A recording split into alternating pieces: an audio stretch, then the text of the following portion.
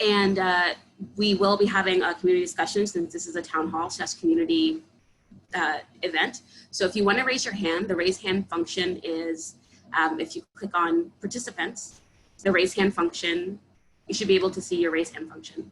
Do you guys see it? Yeah, okay, I see nodding heads, so I'm gonna take that as a yes. I want to ask that we all be considerate of each other. I mean, this is a very, very pressing topic, an important topic, and there are a lot of feelings around it. We want to make sure that people feel comfortable in sharing their experiences, sharing their opinions, and really feel open to have a discussion here. And we can't do that if people are being rude. Finally, I want to say that the current climate in the United States is unprecedented. First, the pandemic has claimed so many lives. Last number I heard was 125,000 people. And that's so heartbreaking. And the people who continue to be lost through police brutality, the Black lives, the brown lives, the LGBTQ and trans lives, I would like to take a moment of silence for them. So if you'll join me in a moment of silence, thank you.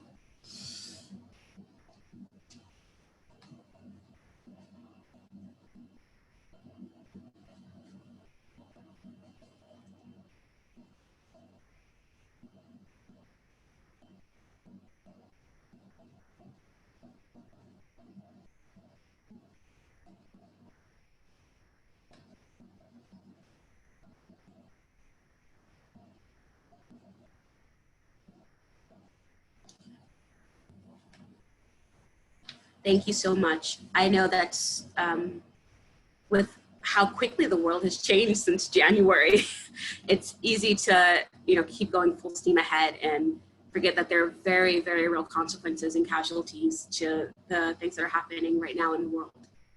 I would like to now introduce again Charlotte Phillips, the Executive Director of Brooklyn for Peace and also one of the founders.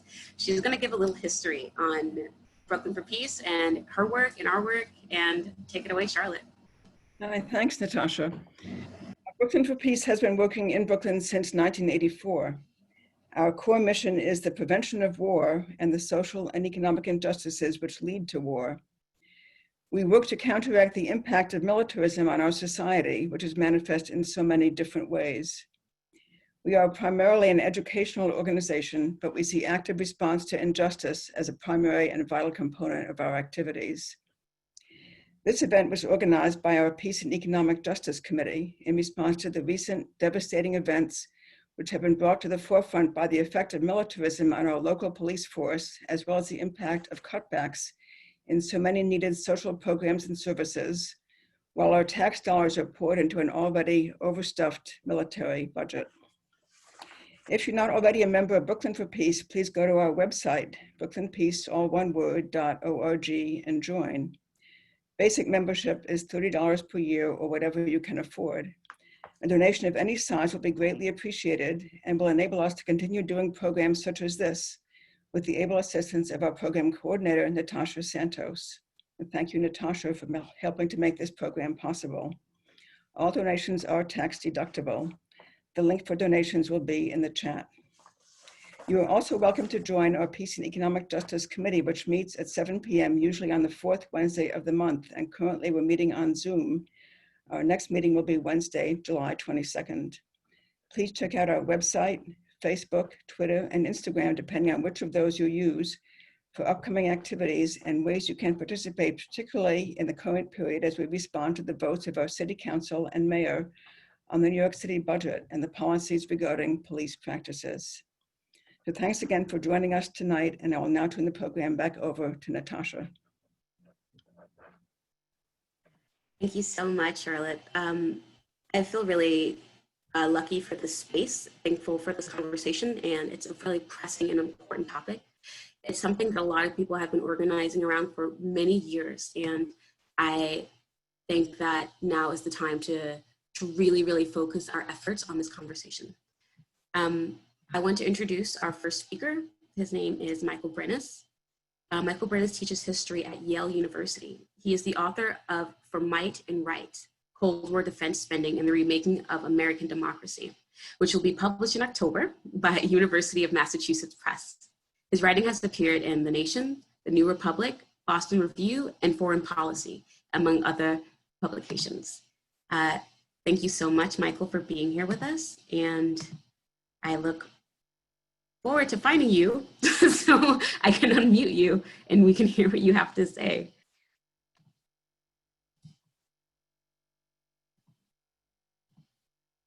All right, take it away, Michael. All right, can everyone hear me? Yeah. Good, good. So first, thanks to Natasha and thanks to everyone at Brooklyn for Peace for organizing this and for having me here. It's a great pleasure to be here to talk to you about this, as Natasha said, very important topic. I'm a historian of 20th century American foreign policy and domestic politics. So I'm most comfortable with the past. So I'm going to focus primarily on how we got here. That is how we got to have such a militarized police state, how we got to the position where the military looks like, or the police look like the military. And I think Anthony will more talk about the present and the future. I'll offer some thoughts about the present and where we go from here. But my comments are primarily going to focus upon the past. And again, if there's questions about that, maybe we can ask that, or you can address them in the town hall.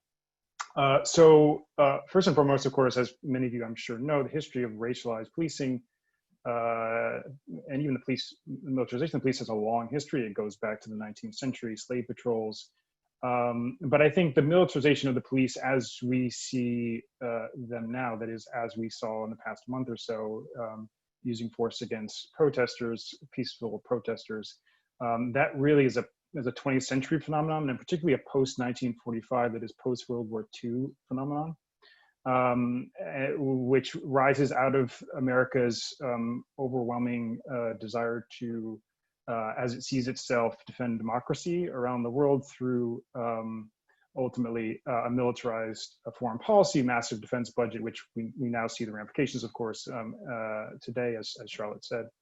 And efforts to exert racial control over colonial populations in the so-called global South in the context of that Cold War. That is, right, global South meaning Asia, Latin America, Africa, wars in Vietnam, Guatemala, around, we could go on. But this is how policing or militarized policing, or where it comes out of, is sort of foreign policy. And so my first major point is therefore that the militarization of American foreign policy is therefore key to understanding the militarization of American policing, which also, of course, has racial contours and aspects that we see today.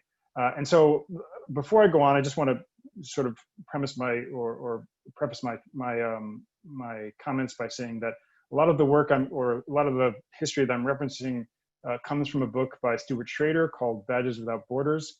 I encourage you to buy his book, which is fantastic on these topics. And it also, my comments, that's Stuart Schrader, Badges Without Borders is the book. And my comments will also come from a piece that I recently published in the New Republic on the relationship between defunding the military and defunding the police with a friend of mine, Tim Keogh, who's a historian at Queensborough Community College.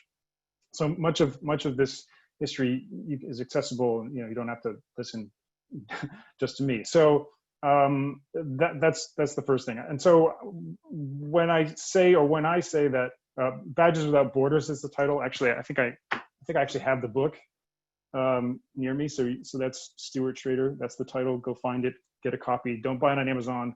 Find it in your local bookstore, but do buy a copy of it. Badges Without Borders. So when we talk about modern policing, again, as I talk about the militarization of American foreign policy, modern policing as we see it, or racialized policing, how it plays out, really begins at home, but is exported abroad. Particularly after the post-war period in Germany and Japan. The occupation of Germany and Japan were really testing grounds for modern police methods. That is to say, you have in the United States police being professionalized in the post-war years. They're organized more. They receive more specialized training, higher salaries. There's a whole literature on how to police that starts getting published, particularly in the Midwest or in police departments in the Midwest. And the people who are in charge of those reforms, which are seen as liberal reforms at the time, then go abroad and fight in the war, and then go or part of the occupation of Germany and Japan, and bring those policing methods to those countries. Which then, of course, as you see the Cold War and security state expand in the 1950s, relying upon covert operations, removing authoritarian or presumably authoritarian leaders from power. Most of these leaders were communist leaning or socialist leaning, and that therefore infringed upon the United States interests in those countries. Those methods start to expand to or go into places like Vietnam. You have organizations like the Office of Public Safety, which was created in 1962, which brings policing methods, modern American police methods, into South Vietnam to train South Vietnamese police officers to go after communists. And then what happens is that this is reciprocal relationship or feedback loop, where what's learned in South Vietnam is then brought back to the United States, right? And as you see the further militarization of foreign policy, this is what we're dealing with. Going into the 1960s. And this is, I think, key. The mid-1960s is a key turning point for the militarization of police, because here you have the war on poverty and efforts upon President Lyndon Johnson to create a great society. And he's doing this. So here you have the expansion of healthcare, Medicare, Medicaid, right? You have Head Start programs, essentially much of the modern social welfare state as we conceive of it in the United States today, expanding upon the New Deal reforms in the 1930s. But that's done through the militarization or the expansion of the police force in the United States, which is to say that there are riots in Watts in 1965, of August of 1965, just as you start to see the Civil Rights Act passed, the Voting Rights Act passed. And the argument that Lyndon Johnson is making is that, well, we need to send more funds to police departments in the United States to allow them to control their Black populations. And so you start to see laws passed like the Law Enforcement Act of 1965, which diverts federal dollars into local police departments, raising their budgets. And this is followed by the 1968 Omnibus Crime Control and Safe Streets Act, which increased police surveillance in Black communities.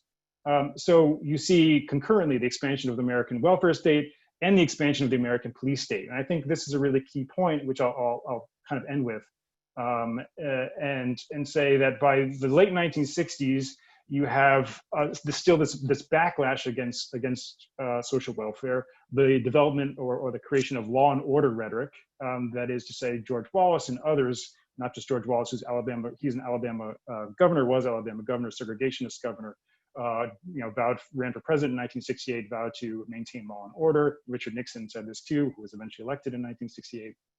And that really shapes the feeling and the insecurity among Americans that we need a more militarized police force to control Black communities, to control disorder, so to speak. And this gets fed into the war on drugs in the 1970s and 1980s, which also has a long history. But really, like the way in which we see police militarization play out now is mostly a direct result of the 1990s and the failure of defense conversion in the 1990s. Because at the end of the Cold War, it's thought, well, we don't need these weapons anymore. We don't need to be waging a global war against communism because the Soviet Union has fallen. Now we can get rid of this massive military state. That didn't happen, of course, for a variety of reasons. And this is due to, I would say, two in particular. One is Bill Clinton's war on crime, or he pursues a renewed war on crime in the 1990s.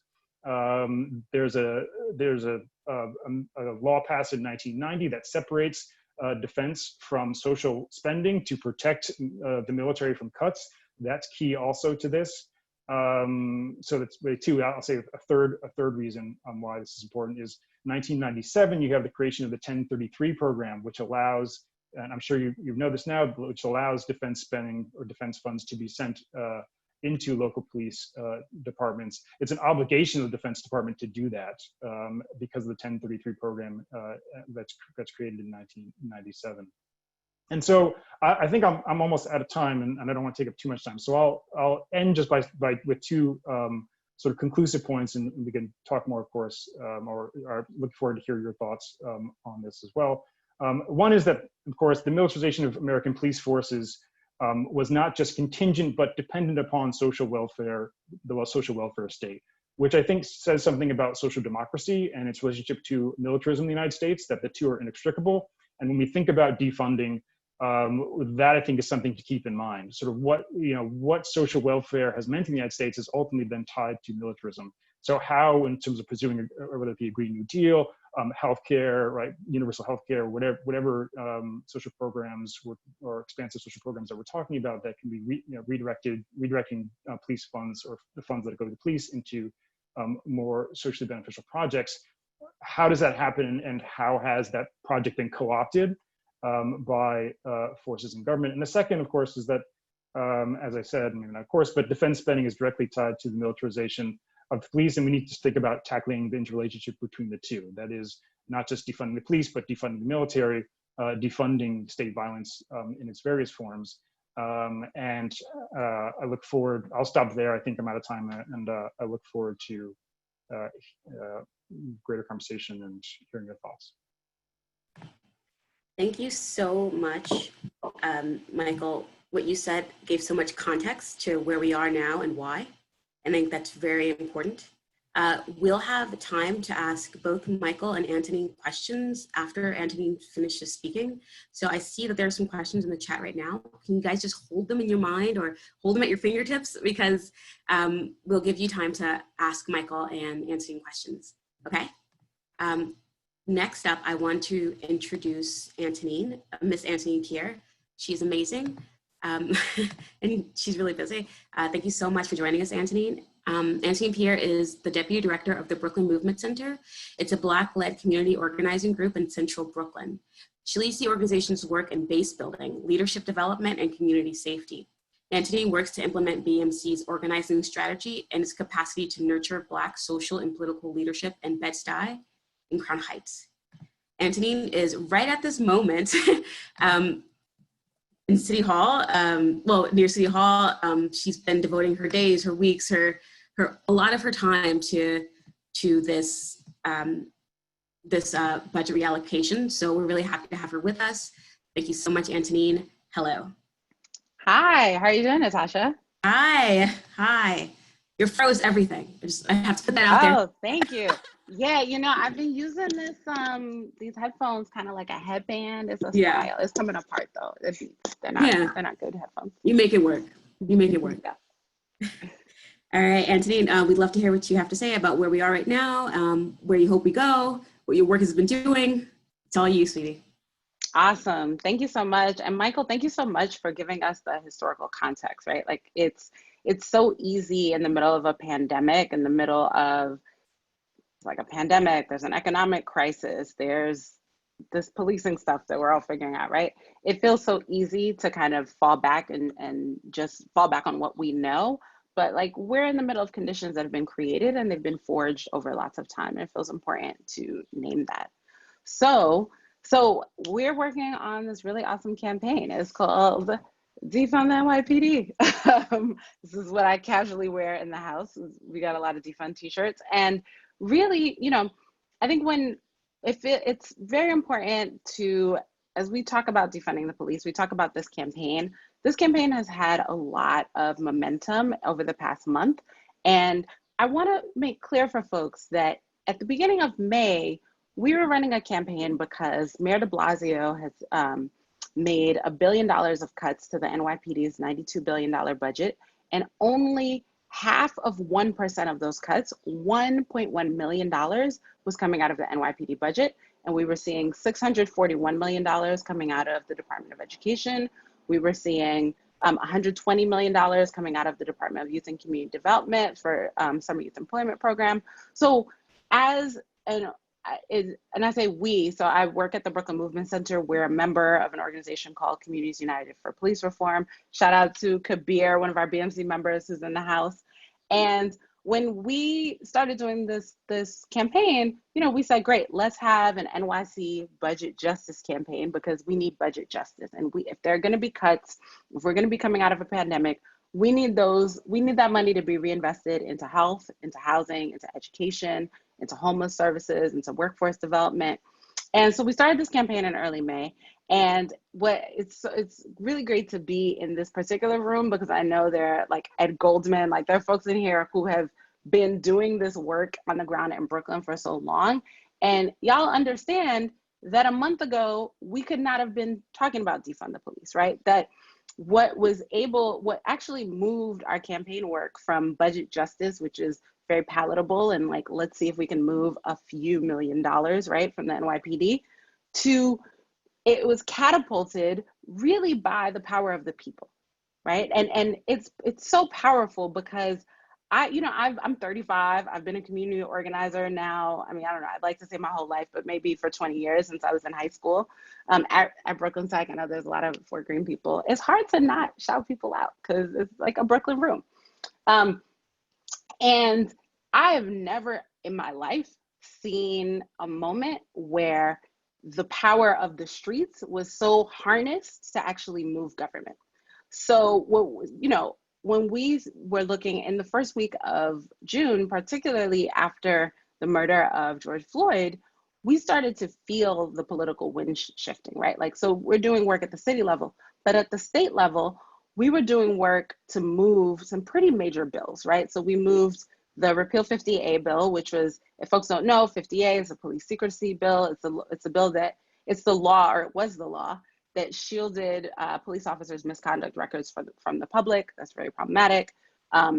We also passed two other bills. We passed a special prosecutor bill, which codifies the power of the state attorney general to investigate in cases of unarmed civilians being killed by police officers.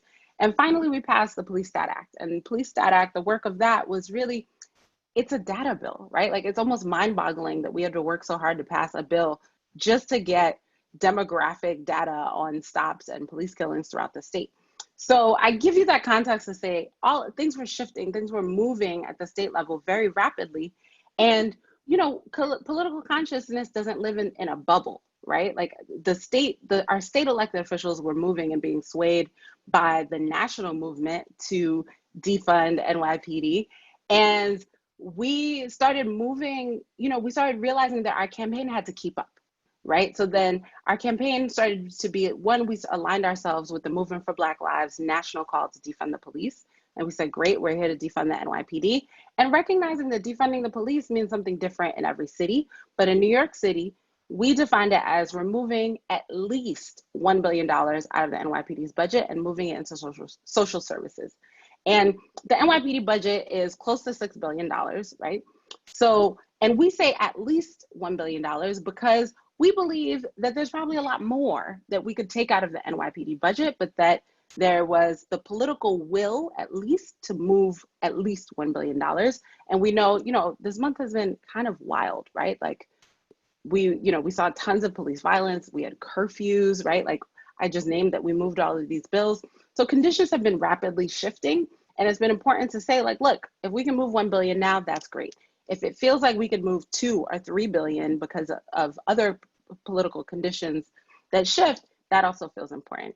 So as we've been doing this work and galvanizing momentum and like really picking up steam around defunding the police, as we started to do that, we also started to see really a lot of the tricks that we see happen with folks in government, right? So we saw the city council on June 12th had a press release that said that they were behind taking $1 billion out of the NYPD's budget, but there was no plan, right? There was no clear idea of like, what does that mean, right? And, most of us on this call are not budget experts, right? Like we don't know these things. We don't understand how to maneuver in the budget. And that gets used against us, right? It gets used against us that we don't understand, because what happens is that the talking points take over, right? And people can use broad talking points and they can co-opt our message and they can make it sound as if they're doing the thing that we asked them to do without doing the thing, right? And here, doing the thing was moving money into social services. And I know that's the third time I've said that, right? And why is that important that we talk about moving money into social services? Because people hear the defund message and one, they think we want to abolish police, like, and there's no way that in the New York City budget, we would abolish police by June 30th, 2020, right? But there's also this way that people start to really feel like this is some kind of attack on policing. And, you know, all of our communities have been deeply, deeply disinvested when we talk about social services. And I promise you, you will never in New York City walk by a police precinct and feel like they are underfunded, right? You will walk by hospitals and think that. You will walk by schools and think that, right? You will walk by public housing and know in your heart that they are underfunded, right? But the police have always been protected for a host of political reasons that we don't have to get into necessarily on this call, but just to say that the role of the status quo in our government has been to protect its enforcement arm, which are the police, right? So there's this inherent, I don't have to explain this to a lot of you, right? Like there's this inherent struggle between like, we want change and the folks, right? There are people on the outside who want change and we need to move the actors inside government to create change. So we're now at this place where today is the deadline for the budget, right? The mayor and the city council, they've been going back and forth. We've been, we've been hearing details coming out in the media about what this plan looks like. And it's not defunding the NYPD and moving money into communities. What it is moving budget lines out of the NYPD and moving them into other places, right? So I'll give you an example. A lot of you have probably heard about the school safety agents, right? So we've got 5,000 school safety agents. They cost about $300 million in the NYPD budget. I was in high school at Brooklyn Tech. Mr. Goldman talking about Brooklyn Tech's progressive student awareness. I was in leadership there back in the day, which was really great. And when we talk, you know, the NYPD, if we would move school safety agents from the NYPD to the DOE, that's not money that can be reinvested, right? Those are budget lines that are reserved for school safety agents. So if you have schools who want to get cops out of schools, who want to replace policing with restorative justice, they can't do that because the budget lines are still tied up in school safety agents, right? So this is sort of the shell game that's being played so that Mayor de Blasio can have the talking points of saying that he's moving money out of the NYPD, but you know, he's basically putting it under the mattress, right? Like he's not saying, let's take it and let's actually invest it, in particular in Black and brown low-income communities who have for generations really been ravaged by police violence, right? So, and that is you know, we're doing this work not because Black Lives Matter, right? We're doing this work not because it's easy work. We're doing this work because there's been harm done to Black and brown low-income communities, and we have to shift that, right? So we're saying, look, there are all these press conferences. People are really, you know, feeling themselves and feeling like they're making a change, but we understand the budget and we understand the details. And we're saying this is not enough. It doesn't go far enough.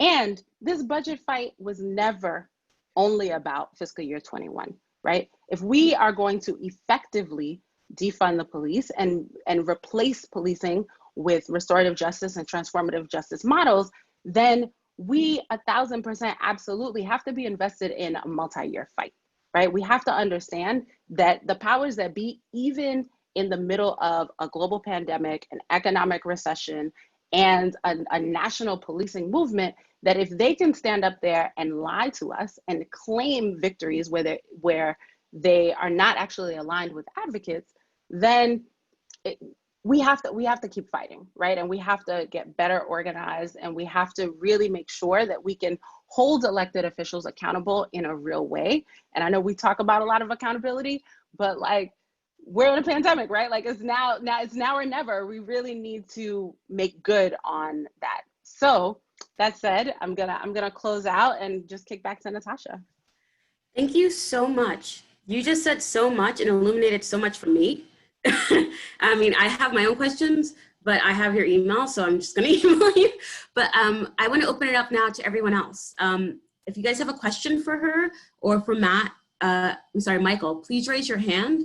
You can raise your literal hand, but I prefer if you raised your hand in the with the Zoom feature. Okay, Jacqueline, go ahead. Hi. And your question. Yes, we have a question. I wanted, it's not directly about the budget, but it's about policing and criminal justice. The suspension of habeas corpus by Mayor de Blasio. What does anyone know about that? I know it seems like it's in the city council's hands. So we've written to city council about it, but this is directly, it seems like the protesters are being punished by being kept in jail without being seen by being adjudicated under habeas corpus. And we want to, we want justice. All right. Who would like to fill that question?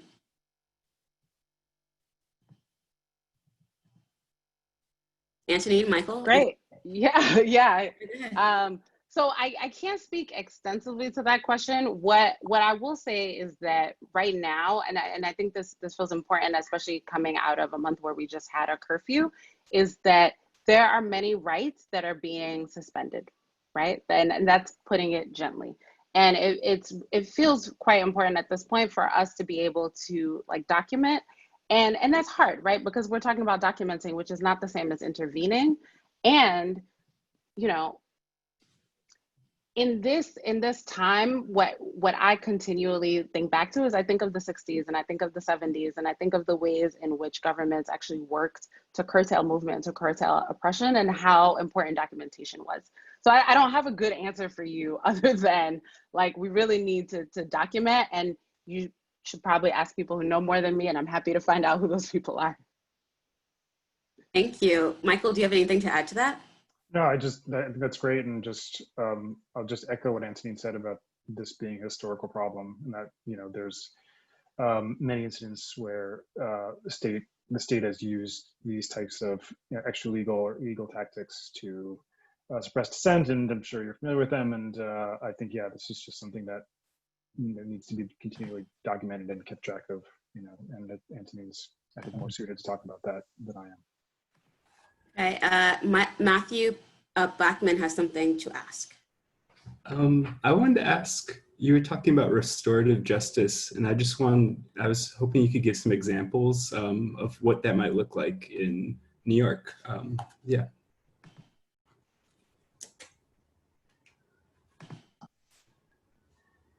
Yeah. So restorative justice is basically this idea that when harm happens, right? Because when we talk about restorative justice or transformative justice, we don't talk about crime, right? We recognize that crime is a social construct that's been created around, that's been forged around race and class and a host of other issues. But when we talk about the harm that's done in restorative justice work, we talk about harm has been done and we need to repair, we need to restore, right? And that, I think some of the best models for restorative justice in New York City actually come out of New York City schools. So part of the Cops Out of Schools movement has been to actually implement pilot programs and to do restorative justice programs so that in a moment like now, when we're getting ready to actually take cops out of schools, that we have some experiments, we have some models. Now, in asking like, what does that look like? Very often, one, this kind of work is very centered around the person who was harmed, right? So it's really centered around, well, what does this person, what are their needs? What are their wants, right? Like, what do they desire? And how can we actually engage an entire community in that conversation? So it's not just like two people going back and forth, because even, harm between two parties still harms multiple people. So it's broadening out that circle. And sometimes it's literally holding a circle, a restorative justice circle, and really managing and working through, well, how do you get someone who has been harmed to be held accountable, right? How do you, when someone has been harmed, what can they ask for, right? Like what can like community do to support them, and what does healing look like, right? Like, so harm, you know, there's like a relationship that needs to be repaired or not, right? Depending on whether the person who was harmed wants to repair the relationship. And then there's always going to be healing, right? Because harm means that there some healing has to happen, and it's being in community around how we actually create that. And what's great about restorative justice and transformative justice is that it's the way that we're practicing how we want to ultimately be in community with each other when we live in a world without police. Great, I love that. Thank you.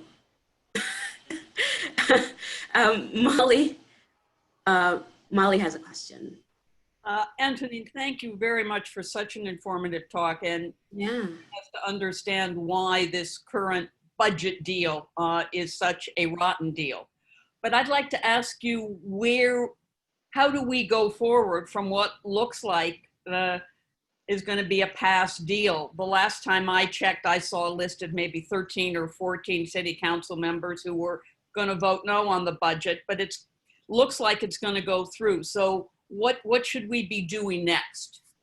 Great. Let me tell you what you can do right now. Stop looking at those public counts.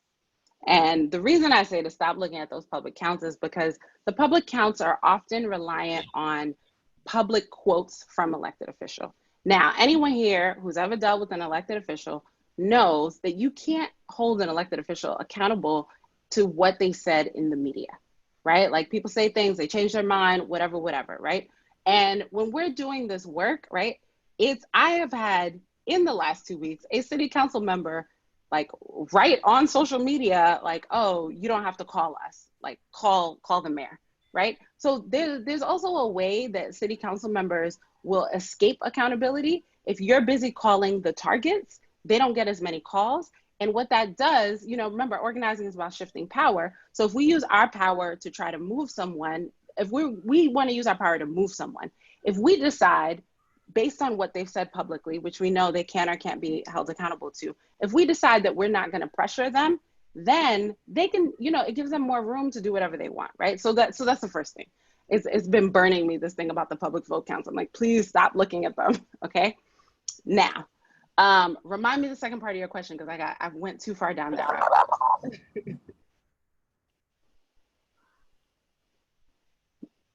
Oh, I think Molly has to be unmuted. Unmute her. Yeah, I guess my second question is, I will phrase it, if the budget goes through, yes, then what do we do? Yeah, listen, the campaign to defund the NYPD in the FY22 budget starts tomorrow, literally tomorrow, right? That, like, if we look at this work as a multi-year effort, then we have to be committed to the multi-year effort. And, you know, one thing that feels so powerful about doing this work right now is that we have so much information about how to do this fight that we did not have 2 months ago. So we're, you know, I know it's like, oh, are we losing? No, we are gaining ground, because if anyone would have told me at the beginning of May that Mayor de Blasio would be standing on TV, even though it's a lie, saying that he's defunding the NYPD by $1 billion, I would have laughed in your face, right? So you know, we have to take the ground that we're taking. We have to take our wins and we have to appreciate them. And we have to understand what's not working, what we don't understand about conditions, and re-strategize. Thank you. The next question is from Miranda Belizia. Am I saying your name right? Yeah. Okay. Thank you so much, first of all, for holding this space. So I was wondering, I'm seeing a lot of documents circulate about who to call instead of the police. And a lot of them specifically around youth organizations are organizations that are mandated reporters or have direct ties to the police. So I'm wondering if you have any recommendations, either now or like in a follow-up document, of who people can reach out to instead of the police who aren't directly tied to the police. Yes. So I feel like a lot of you all, I feel like this is a big 4 green room. So you all should absolutely 1000% know the Audre Lorde Project. And the Audre Lorde Project is literally one of my favorite organizations alive. They're a Black-led organization that does work with LGBTQ, Two-Spirit, and trans, oh, that's two T's, people of color, right? And one of the programs, they have lots of amazing programs. And one of the programs that the Audre Lorde Project has is the Safe Outside the System Collective. And SOS has been around, I want to say, for close to a decade now, and really has thought through, well, how do we deal with interpersonal violence without police, right? Because we are not safe when police are around, right? Like police definitely, like police violence, like queer and trans people are not immune to police violence, right? And particularly to be queer and trans and to be a person of color means you're like doubly not immune to police violence or targeted by police. And, SOS, I think, has some really, really amazing work. I think they have a Safer Party toolkit, which is on their website. That's so dope because we know people get into a lot of beefs on Saturday night, right? Like, so like how do we party safely, like not only from interpersonal violence, but like how do we do harm reduction when it comes to drug use, right? Like how do we hold safety outside of policing is something that I think the Audre Lorde Project does really well within SOS, but I would say as an organization, they really hold the standards of care. And I think outside of maybe like Oakland, I think they just have some of the strongest alternatives work around policing and community accountability and safety. That's great. All right, so I want to be respectful of everyone's time. Anthony, thank you so much for your time. I thought we'd have more time for more people to ask questions, and there are a few more people that want to ask you questions. But for right now, for the Q&A portion, I'm going to take one more question, and then we're going to go into our community discussion, which is a good time to ask questions too, but I'm hoping people feel like they have enough context, enough like understanding to discuss and figure out next moves. So last question is going to Abigail Savage-Liu. And go ahead, Abby. Thank you so much. So something that I would love feedback on is I'm hearing, like when speaking to people who are maybe not as familiar with the importance or the need to defund, like what I'm hearing is, and you started, Antonini started mentioning this too, just like some people saying like, oh, well, everyone's talking about abolition, and like abolition is like, is totally unfeasible and scary. And then other people saying like, no, abolition is where we're going. And also like anyone who's saying that like, we just can, reduce by $1 billion, like that's not enough because really like we need to be on the road to complete abolition. And so when I'm hearing these two different voices, I'm having trouble knowing where to concentrate my energy as someone who wants to push for change. Like, do I try to convince the person who's anti-abolition that like, well, what we're moving towards is like gradual abolition, or is that like too hard? So like, should I just focus on like, like, well, let's talk about defund right now? And like, I'm not exactly sure how to approach that person. Totally. Yeah. Thank you for your vulnerability in asking that, because I feel like a lot of people are just kind of like, abolition, I thought slavery was over, right? Like there's a lot of like, we're all sort of coming to this place. And I'll say that I kind of accidentally became an abolitionist. It's kind of wild, So back in 2013 at Brooklyn Movement Center, we started an anti-street harassment collective, and it was called No Disrespect. And the thing about No Disrespect is that it was a group of Black women, mostly Black women, who were saying like, look, street harassment is corny. We don't want to experience it anymore. Kavir's one of our male allies. Shout out Kavir. But like we, before we even got to organizing work, we spent several months just doing deep dives into theory, right? And I know it's like easy to get completely lost in theory, but we spent a few months just getting into theory and just getting into, well, what are we actually trying to do? And what are we actually trying to change? And within that group, there were some amazing women, Amaka, mess up her last name, Okechukwu, Marlon knows what I'm talking about, and Zakiya Henderson Brown, who were members of the Malcolm X grassroots movement. And they came in and we were like, okay, so, we were all, there's like a bunch of like super green young women. We were all sitting around. We were like, cool. So we're going to figure out what's the best way to call the police. And then they were like, no, chill, like, we're not calling the police. And I was like, oh, that's curious. What are we gonna do, right? And really allowed just brilliant Black women to politically develop all of us, right? To develop our positions so that we could understand, you know, and de-socialize, right, around policing and really start to understand, well, like, you know, how does safety created? Like, do police create safety? No, right? So I named that because you didn't ask about street harassment, right? But I named that because so much of this, the abolition work is, you know, if you just heard about abolition, you might need to go read about abolition, or you might need to watch something about abolition, because all reading doesn't need to have, or all, you know, leadership development doesn't need to happen in books. But I would definitely suggest checking out Critical Resistance, which is like run and led by Black women. And they have a ton of really dope information about exactly what you're talking about. Like, well, is this policy abolitionist or not?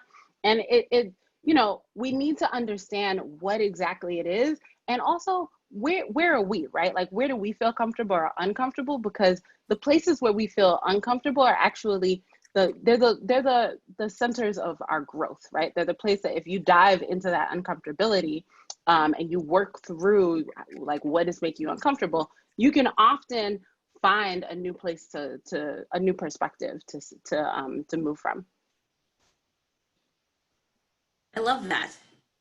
I think this is a question a lot of people are asking themselves, right? Like, how much of my energy do I devote to teaching other people what I'm talking about? Like, and how can I do that from a place that's informative and where I'll be heard and where people will understand and want to join in this movement? Because it's a very important thing. Like, where are our priorities and why? You know? Well, also, like, am I an abolitionist? What does that mean? Do I want to, you know, my friends are abolitionists. Should I be one? Yes, be an abolitionist. Hey, these are very important questions to ask. So next is, we're gonna have a town hall. We're gonna have a group discussion about this. I have some questions to get us started, and I hope from this town hall, we have at least one actionable item that BFP can pursue. And also if there are items that we can pursue individually, that's great. And I also want us to really leave this town hall feeling like more empowered and more knowledgeable on this subject. So I am going to, I want to mute everybody, but how about this? You just raise your hand and we can start talking. I'm going to ask again that everyone keeps their comments to 1 to 2 minutes. If you have a question, please feel free to ask it. And I see Anne. I'm gonna, go ahead, Anne. Hi.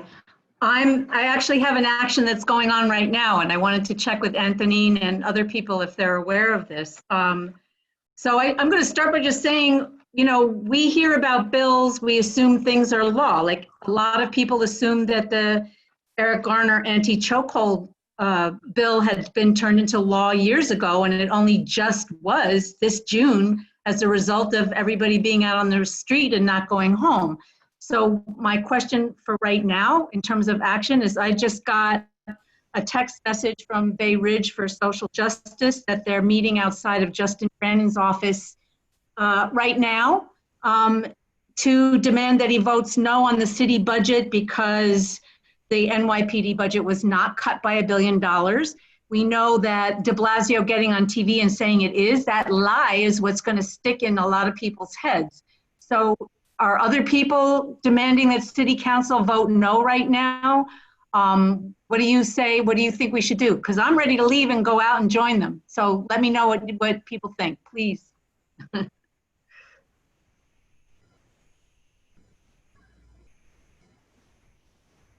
Anthony? Oh, yeah. Oh, I didn't realize that was a question for me. I thought it was a... Well, for anybody, but... Yeah. I mean, look, people need to pressure council members, right? And here's the thing, you know, when it comes to accountability, it's easy to feel like, okay, we should go outside and we should make noise, and like that's holding them accountable. And what I want to introduce folks to is the idea that there are different ways of being in relationship with elected officials. And I say that to say there are we can be in relationship with elected officials and hold them accountable, right? Like we don't always have to just be coming at them. And, you know, there's this like very terrible dynamic that's emerged both in the city and the state, where a lot of like groups of folks that are not led by Black people are doing actions at the offices or at the homes of Black elected officials, right? Or, and you know, and I say doing actions, right? Like when you talk about the state, it's probably less like doing actions and more like calling people out, right? So it, you know, when we talk about accountability, you can only hold somebody in true accountability if you're in a relationship with them, if they feel accountable to you, right? Like, so if you're, you know, like some folks did an action outside Councilmember Eugene's office yesterday. He doesn't know who they are. His office was closed. He doesn't care, right? Like who he cares about are the people who are going to give him money, the people who are going to give him votes. So we have to remember, what is the relationship that we have to electeds? And within that relationship, how do we hold them accountable? So if you know them personally, you give them a call. If you're a voter, great. You gotta get on the street with lots of other voters, and you need to create a pressure that says we're not gonna vote for you, right? And you know, race matters, right? Like we're not in a post-racial America, and like, you know, when Black people have a bunch of white people or a bunch of non-Black people of color showing up to hold them accountable, they can play a race card that distracts from the issue. And we don't want that to happen. What we want is to continue to be in the conversation about the issue and finding ways to hold them personally accountable. And also I have to run. So this was so dope being with all of y'all. Thank you so much. I love Brooklyn for Peace. This is like my third or fourth time, my first Zoom coming to speak to y'all. So thank you so much for showing so much love as well. Thank you so much for coming. You've been so amazing. And I will definitely like be reaching out to you soon to like, yeah, I'm so happy about the work you're doing. Everyone, let us give her a round of Zoom applause. Go ahead, zoom it up. You see that? Yeah. We really appreciate you. This is an experience. Thank y'all. All right, bye. All right, bye. All right, Michael Brenes is still here, and you guys feel free to ask Michael questions as well. He's very knowledgeable and very open to discussion. Actually, I just saw my professor here. Hi, Professor Dravlov. Nice to see you. But let's start again the town hall. I'm gonna go back to gallery view, and let's start with a question. My first question, and this is for everybody. What has been your personal experience with policing in your community, and has it been effective? You can unmute yourselves now. I'm not the person in charge of it anymore.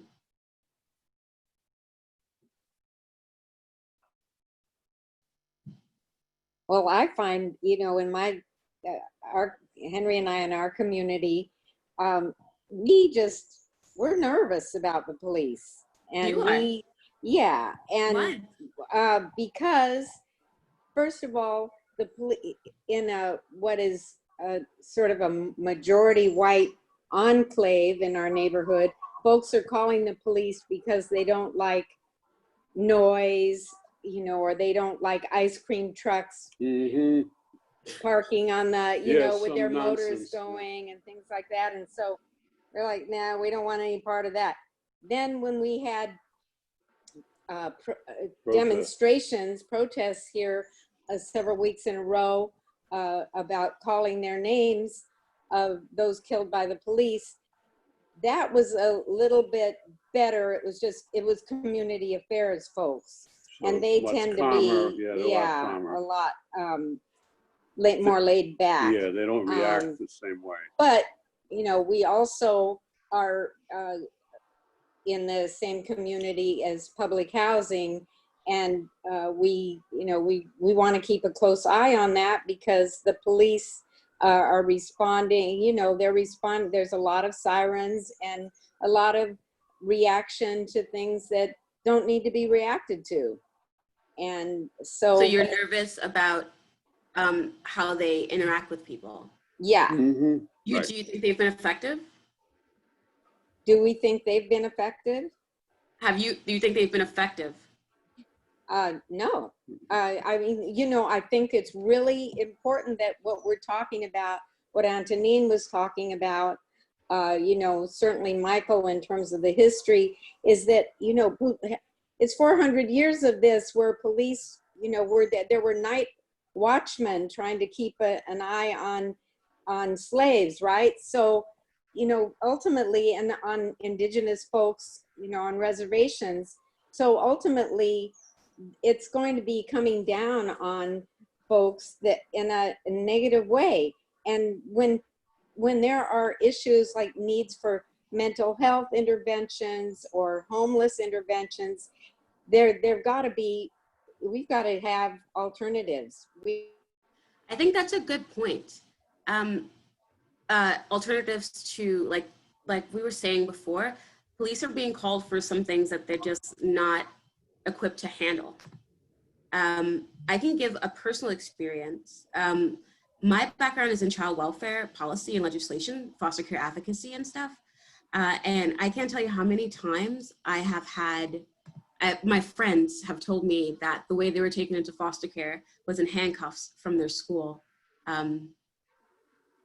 because their parent decided, you know, that they didn't want them anymore. Like, that's not something that the police should do, like anyone should do, but it's also not an area the police need to be in. That's a social worker's position. And why a policeman would be asked to handle that is just, it's a waste of resources and funds. Bruce. You have to unmute yourself, Bruce. Yeah, one of the things people don't realize, because I used to teach criminal justice before I retired, among other things, is that the police generally, we say, well, we have to have the police because there's crime out there. In fact, the police do very little to solve crime. Statistics indicate that about 15% of crimes are cleared by arrest. So 85% of the time, nothing happens. Give you an example. I had a friend who was burglarized. They came, they took some stuff. He called the police. They came by and they said, look, just report this to your insurance company. There's nothing we can do. We didn't see him. He said, aren't you going to take fingerprints? He said, you watch too much TV here. We don't do that kind of thing. Just get what you can from your insurance company if you're lucky enough to be insured. So in fact, the police, even in those areas where we say we absolutely need them, that's often not at all the case. This is true. Yeah. What would it look like then for someone else to have handled that? Like, for you in your community, not just Bruce, I'm talking to everybody. What does defunding and demilitarizing look like in your community? I grew up in Brownsville, Brooklyn. For those of you who don't know it, it's pretty notorious for violence and crime. And I put that in quotation marks because how we define violence and why is really, like Michael and Anthony was saying, a byproduct of racism and just BS. I love Brownsville, and I think that resources in my community were put into policing where they could have been put into rebuilding. You know, white flight in the 60s really hit Brownsville really badly. As Black people moved in, a lot of white people moved out. There was a lot of disinvestment. We didn't have a high school in Brownsville from 1970 to 2002. So investment could have been put out in education and social work and drug rehabilitation and help and youth programming. But you were more likely to see a police officer on your corner than you were to go to a job fair. And that's a problem.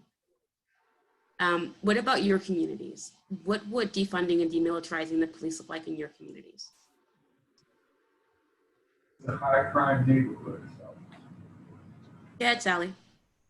Hi, I don't live in Brooklyn. I live in Staten Island, near the ferry, and I'm across the street from Curtis High School, which is the big high school of Staten Island, one of the big ones. And we see a lot of cops, and the school cops, the regular cops, the military recruiters, and all of that.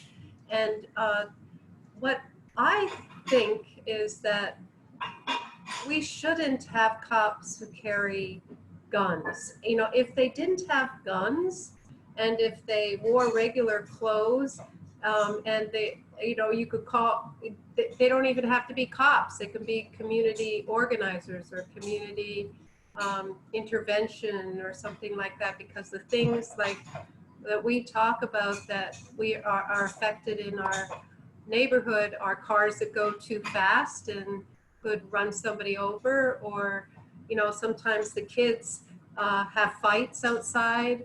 The one time when, you know, you wonder, well, should you call a cop, is if one of the kids has a gun and you're not really, you know, you're not really sure whether you should be intervening in that case. But, you know, for that doesn't happen, that maybe happened maybe once in the 41 years that we've lived in this place across the street from the high school. So can we get the, could we have an initiative that has the cops not carry guns? I think they and not the other junk that they use to spray you with or taser you with and all of that. Yeah, that's a good question. If I may, I'd like to tie this to tie what I'm about to say to what Sally just said and ask Michael. You can hear I'm not originally from the United States, and Where are you from originally? Israel. And I wonder, does the Second Amendment have anything to do with the necessity for guns by the police? How that ties to the militarization of the police, if at all?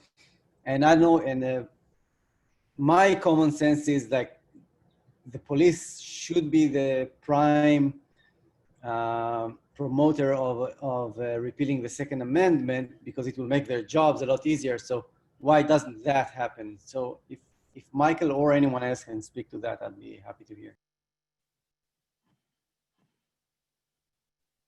Yeah, so in terms of the arming of police, that is really, it goes back to the professionalization of police, you know, after World War II, where sort of the police are given weapons, they're given instructions how to use those weapons, they're trained with weapons in a more comprehensive way, and then as you're implying, right, that then feeds into how police methods are exported abroad, and then how they're shaped, you know, in other places like South Vietnam, as I mentioned, but then brought back. And so the idea of police carrying a gun and using a gun, that is normative, right, certainly by the 50s and 60s. And you know, obviously police carried weapons, but it wasn't the same in terms of how they're trained to use them, and the use of police violence, that, as we see it play out, right, in recent months, of course, but years, you know, there's a relationship or interrelationship there with the explosion of gun violence overall in the country, and sort of the NRA being what it is after the 1970s, and that feeding into, so, you know, justifications for why we need the police in the first place, because people are armed to the teeth and therefore we need to protect ourselves. And so there's this interrelationship here that I think is important, you know, as I was kind of saying, you know, originally, that there's a series of different issues here that needs to be brought together in a comprehensive way, and sort of interrelation between gun violence and the use of guns, and that being, you know, seemingly an excuse or justification for the police, I think, is something that we need to think about when we talk about defunding, you know, defunding, but also demilitarizing, yes. And how do we think about what gun violence has done to sort of bring us to this point where we think we need the police to do various tasks that they shouldn't be doing, as others have said. Hello, hey everybody, my name's Kabir. One thing I think is really interesting, and like even to the point that Michael was making, is just like the necessity of the police, the use of police, and like their origin, right? So even thinking about the protests that I've been to, in a lot of instances, it seems like, and it feels like, and it literally looks like the police are much more interested in protecting property than they are like human lives. And that's something that, like, you know, it's something I've read, right? Like I've read books that have said these things. I've listened to lectures that have said these things, but like seeing it in real time was really, really fascinating. Seeing them blocking off and protecting shops and merchandise and commerce and material, as opposed to making sure that like the people that are there are being protected. And I think that goes to questioning like the usefulness of these people. And I think now is like the awesome time when we can start to reimagine things. I think it's difficult to think about a world without police because that's our normal, but right now is the time where we can like sit down and actually like have conversations with like an awesome group of people like this and say like, what does a world without police look like? What does our neighborhood without police look like? There are conflicts, violence does happen. That's a reality, but like, how can we handle it with restorative justice so that someone who has done harm, someone brought up an instance of like a robbery that happened, how do we remedy that issue so that that person feels justice has been served? And then how do we bring that person back into the community so that they don't feel like they have to commit a robbery to feed their family or support themselves, right? Like thinking about those things I think can be really cool. Like expanding our definition on what community safety is. Yeah. Yeah. Yeah. Yeah, I think there's some people that are asking questions in the chat, and all the questions that I've seen are very, very valid. So if there is a question you want to ask, feel free. I'll unmute you. Like, feel free to question, to speak. Like, yeah, open space.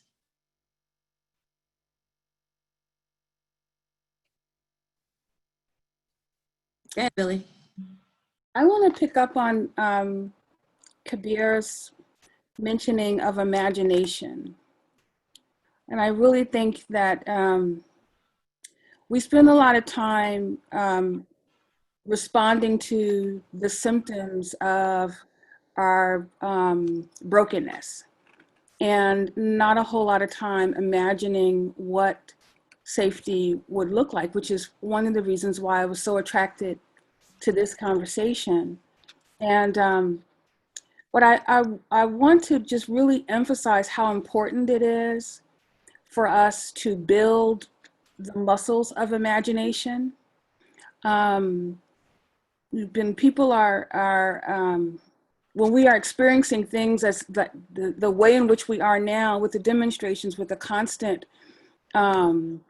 news and all of that, we don't really make time to imagine like what would our communities look like if they were the ways in which we imagined them. And, you know, I once had a conversation with a group of clergy trying to have this conversation around imagination, and they couldn't imagine a society that did not require policing or prison. And and that was just very difficult. But the thing I wanted to say is that I also think that we have to imagine a way for the pie that we depend on to fund our systems to be bigger. Because what happens is that there's a budget dance that happens every year where, you know, constituencies are pitted one against the other. Young people, the advocates for young people and the advocates for seniors, and we're forced to make these decisions that really we don't have to make. And I think that we should collectively, you know, mainline the needs of children and the needs of seniors. We shouldn't be having that kind of discussion. What we should be pushing for is the participation of everybody in like we should have fair taxation. The pie should be bigger. It is not it's like we're playing the Hunger Games, or we're moving chairs around, you know, in a burning building, and there are others who are standing outside who are watching the burning and who can get on, you know, a plane or whatever and go somewhere else when it really gets hot. And we're forced to try to meet, you know, very complex needs with, you know, $1.25. And so because we don't call for the accountability and the participation of everyone in the supporting of the society that we all live in, then prison and policing serves to sustain. It sustains itself because there will always be a class of people with property, and there will always be a class of people, to be protected from the rest of us who are hungry. So I stepped away even from the whole, professional advocacy work and doing this budget dance, because I want to be very intentional about not buying into the myth of scarcity, that we have abundance, we have what we need if everyone participates. And if everyone participates, then our real challenge is how do we allocate that according to what people are needing, not that we don't have the money and the resources to meet our very basic needs. And so we will continue to starve. It goes back to like, what do we prioritize? Yes. What do we care about? It is a moral document, but also who participates in that, in building that budget, has everything to do with, who we say is important in this society. Yeah. Does anyone have anything to add to that, or anything they want to add? Or I'd like to. Go ahead, Matt. Well, I think those were really on the target remarks by Emma. I think I got your name right. And what amazes me in terms of this question of scarcity, imagined scarcity, because we are one of the richest countries in the world, but our resources are skewed towards the 1%, is that we have a federal budget, annual federal discretionary budget that allocates 60%, and some say it's even more, to war and weapons and endless wars, enriching the armaments manufacturers, but making paupers of our cities and its residents. Because it's like the elephant in the room, something that's never ever mentioned in city discussions on budgetary. One is what Emma said about fair taxation, which is a big problem in New York State, and a governor who refuses to put a levy, even a tiny one, on his hedge fund billionaires and such. It had to be dragged kicking and screaming to finally adjust the taxes somewhat, but not nearly enough. But the other one is this question of the militarization, not only of our police departments, which is a result of it, but the militarization of our society and our priorities in Washington in directing funds away from human needs and towards these endless wars, and 1.7 trillion over the next 30 years for new nuclear weapons that can never and must never and will never be used unless we want to see the end of our world as we know it. This is insanity. And so the other thing I wanted to talk about very briefly was this question of imagining a new future, a new society. That's very important, but we have concrete examples of how that was done in our history's past. I'm talking about the New Deal, and this has become so out of fashion now with the conservative mantra of the last decades, the idea of putting people to work. I walked out, we had a freaky hailstorm yesterday, I walked out today. The catch basins on my corner are covered with garbage and leaves and detritus. Many of you are not old enough to remember that we used to have sanitation workers that would walk around our neighborhoods with barrels and shovels and clean the streets.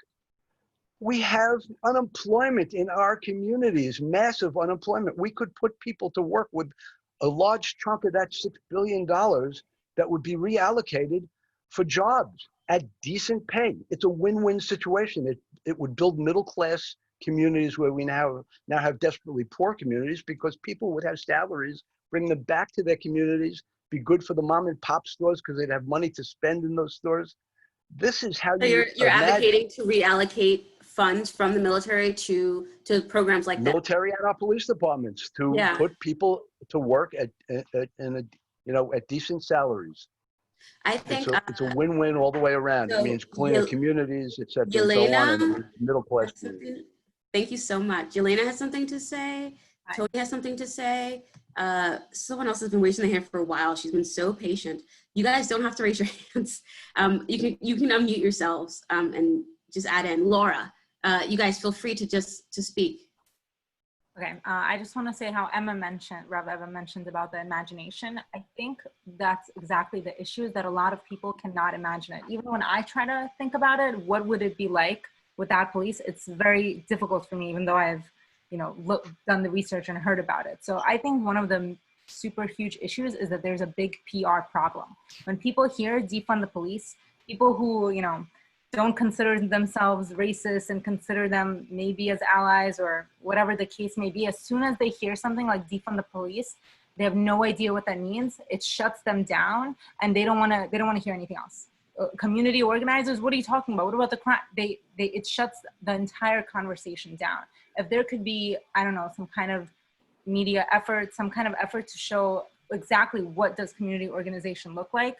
How you mentioned about the social, Natasha, I think that was you, about the social workers coming for the foster, like all these kinds of things, even bringing into mind that only 15% of crime is really even stopped. What about the other 85%? Yeah. I don't know. I think that words matter, language matters. And so using these kinds of words automatically creates enemies and creates people that are going to be against it, who actually may otherwise join and help. And that's all that I wanted to say. Thank you, Elena. It's a salient point. I know a lot of people want to speak, and I want to hear everybody. I really do. But we only have a few. I want to be respectful of your time. We can stay as late as you want, but I know people are going to start heading out soon. I do want to prioritize Black and brown voices right now, because they're the people that are mostly targeted by police and militarization. So I see Joyce has something to say. If anybody else wants something to say, of course, you can just speak. You can unmute yourselves. But I do want to acknowledge that, Black and brown voices are really needed in this conversation. Yes, Joyce. Friday, can you hear me? Hi, good evening, everyone. I can hear you, Edward. Thank you. Hi, Joyce. Can you hear me? Yeah, I can hear you. When we talked about imagining something different, or how we would, how would we create safety when we can't imagine not having the police? Antonine's mentioned the organization SOS, and I don't remember the organization she named, but there's it's national, but SOS Save Our Streets, which has a branch in Bed-Stuy, and it has in Crown Heights. When there's a shooting, there's a mass blast that goes out to everybody on their calling list to go to that corner. And what neighbors are saying is that we're paying attention. We care about everybody who lives around us, and we are not accepting that this is happening.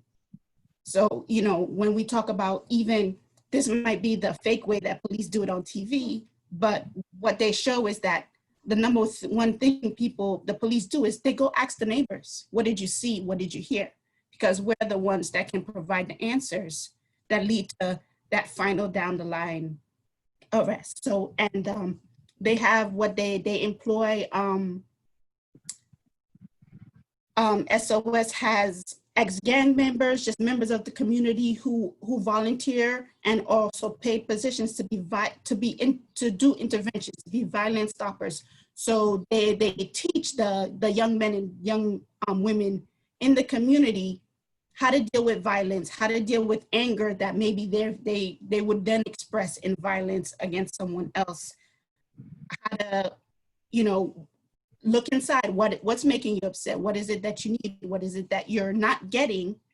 What is it that the community should be building to make you feel like you have hope, like to get rid of this anger that you're feeling, or where is it coming from? And that is what will lead to, less crime, because people are not feeling that desperation or that anger or that hopelessness or that, so that's, and defunding the police so that money can go to education, to job development, will then lead to those answers. Thank you. I wanted to add about the concept of reimagining the police. So I've worked in nonprofits and pretty much nonprofits my whole adult life. I've never done anything for profit, only colleges and other things like that. And I just think it's unfortunate that the media has kind of painted this concept of crime as just this thing that happens all the time for no reason, randomly, and it can happen to you. And that's what it always sounds like. And that's how the news constantly advertises it, as opposed to discussing, like, as we were saying, that it's about need and it's about where the need is at. And I've worked in so many spaces where, for example, I had like a participant getting pretty hostile with me, you know, classroom things, and I knew how to de-escalate the situation. Did I sit there and look at him and say, oh, he's this, that, and the next, he's gonna hurt me, I need to do this, I need to do? No, he's a person, he's upset, and I'm going to listen. And so in listening and communicating, that's how we kind of get through things. Now, not all situations are going to go down like that. Like, a lot of them will not, which is absolutely true. But the reality, in my opinion and experience, is that the police are not trained to handle any social interactions whatsoever. And they are key to escalations. Not only do you start with just the presence of the uniform, the walk with the uniform, all of that already intimidates and upsets people. The same way a lot of cops are intimidated by dark skin, except dark skin's not a job. So the problem with it is that, like, they need to be well aware of their presence and their power over the community. And I mean, frankly, I'm full team defund. Like, I think that the cops are trained for like a hot second, and then they are asked to do more diverse jobs than anyone in the city.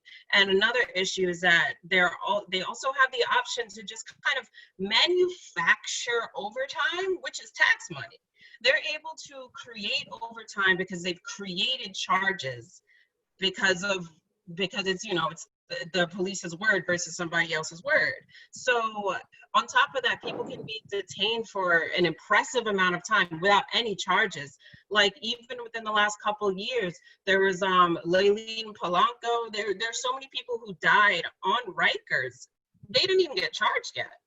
And I think the percent is upwards of 80% of people on Rikers Island have not even been charged yet. And they have the option to put people in things like solitary confinement when we still haven't even necessarily established whether or not they've committed a crime. And I think that there's so much to think about within this system that creates the need for cops. And then also just to look to community leaders at nonprofits to see what they've been doing, because we've all been in dangerous situations and we've all de-escalated them. And I think that, I think that there's so many options and so many folks to actually interact with to find out how we can community police, and then also incorporate way more social workers into this, because social workers are trained, they are in love, they are educated, and they are dedicated. And I think that we should utilize that and also pay them way more, because a lot of social workers make somewhere between like $32,000 and $40,000 for very intense work, very long hours, and a lot of skill and abilities that cops don't need to have at all.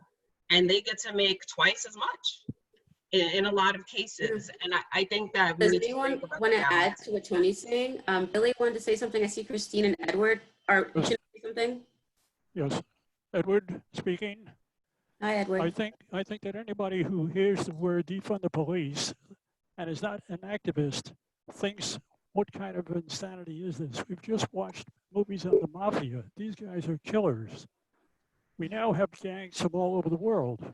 We have gangs that are professional businessmen, and they have protective people with them. We know about them. We can't do without police. What we can do about is police that. So what we've been saying is that, like, we want to reimagine what that means, right? What does policing entail? And we want to reimagine that. Right. People don't realize that from the simple word, defund police. Let's be specific. They followed the Muslims around for years to no effect. But that meant that they were building up overtime, they were building up pensions and so on, with nothing to show for it. They go to parades by the thousands and stand there like spectators They're not doing anything. Any simple crossing guard could do that job. Does anyone want to add to the discussion? Is I, yeah, yeah, go ahead. that's okay. Yeah, go ahead. Yeah, thanks. I think that in reimagining, it may help to actually look to groups at the grassroots that are actually doing certain things. I was very pleased at one point a number of months ago to get to hear someone from a group called Equality for Flatbush explain to a group what they do, which is very often to mediate situations so they don't have to go to the police, so 911 doesn't get called. And I think that I have no doubt that there are groups that are actually participating in that kind of thing. I also think that something that's awfully important to have happen is that neighborhoods that or enclaves that are perhaps more privileged through race and or class need to really, in a sense, educate themselves and to, to find how their grassroots groups can actually connect to neighborhoods of color so that inter-neighborhood issues can be resolved in a policing way without the police. Yeah, thank you. Thank you. Ryan, Billy, Christine, do you want to say something? Not today. Go ahead, Ryan, go ahead, Billy. Hi.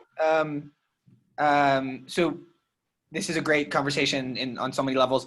What I was going to say is a little bit more technical or policy based, and I feel like we've moved to like a big, beautiful aspirational discussion. But I'll just throw it out there. It's what I had put in the chat, which is the question from, I think, Noam about guns and gun violence. I too have often heard the conversation. I've heard this debate about police are always going to feel the need to be armed or sort of going to be over eager to use their guns because we live in a society that's very gun heavy. And it made me think about the role of police unions, which I joined a little late. I'm not sure if you talked about that already, which are incredible in many cities and especially in New York are incredibly powerful political actors, sometimes even more powerful than the commissioners of the departments. And it made me wonder, and there may be someone who knows the history better that can answer this, if police unions have ever, for example, fought for tighter gun controls under the logic that fewer guns on the streets makes cops safer in addition to the general public.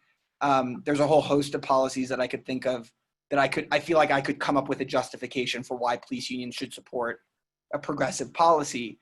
I know right now they sort of exist like neck deep in the sort of conservative culture war view of the world.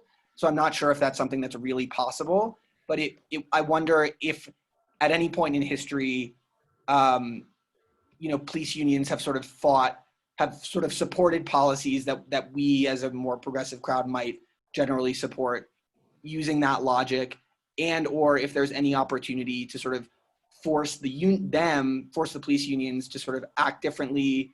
Are there issues where there might be unlikely allies where we can force them to sort of push for policies that would make a better city and a better world, even as bigger picture, longer term, we're pushing to sort of depower and deep our city entirely. That's a really The Oakland police supported gun control when the Black Panthers picked up guns. And exactly what I was thinking. An interesting question that I don't know if we have time to explore, a historical one, and maybe something. Actually, I think this conversation, it's such a huge conversation and so much work to do around this that we need to have more of these town halls, more of these conversations, and maybe not necessarily like over a town hall. It could be emails, it could be organizing, but I think it needs to continue. Ayan, I see your comment and it's very important. Well, I have a poll for everybody really quickly, just so we know the best way to get the word out in the future. Let me just throw this.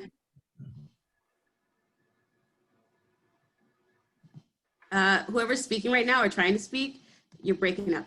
I think he got frozen out. Okay. Go ahead with the survey you wanted to run. Well, I just wanted to know where people heard about this town hall. You can write it in the chat, actually. Yeah, just tell me where you guys heard about the town hall. This way we know how to reach people in the future.